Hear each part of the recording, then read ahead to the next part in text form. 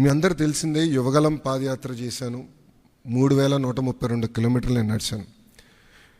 ఈ ఆలోచన నాకు యువగలం పాదయాత్ర నుంచి మొదలైంది. మీరు ఒక్కసారి కానీ మా స్పీచ్లు కూడా మీరు చూస్తుంటే, నా స్పీచ్ చూస్తుంటే నేను పదే పదే చెప్పేవాడిని.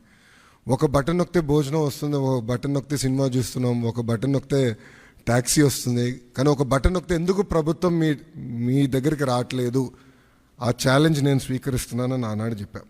అందుకే ఈరోజు మన మిత్ర ప్రజల చేతిలోనే ప్రభుత్వం, ప్రజల చేతిలో పాలన, మాది ప్రజాప్రభుత్వం, ఈ నినాదంతో ఈరోజు ఇది మేము ప్రారంభించడం జరుగుతుంది. యువగలం పాదయాత్రలో అడుగడుగున ప్రజలు ఎదుర్కొంటున్న సమస్యలు నేరుగా తెలుసుకునే నాకు అవకాశం కలిగింది. పొద్దున నేను బస్ దిగి పాదయాత్ర ప్రారంభించిన దగ్గర నుంచి మళ్ళీ తిరిగి బస్ ఎక్కే వరకు ప్రజలతో ఉన్న, కార్యకర్తలతో ఉన్న, నాయకులతో ఉన్న. ఊరు నుంచి ఊరు నేను నడిచేటప్పుడు కూడా అక్కడ ప్రజలతో మాట్లాడేవాడిని, లేదంటే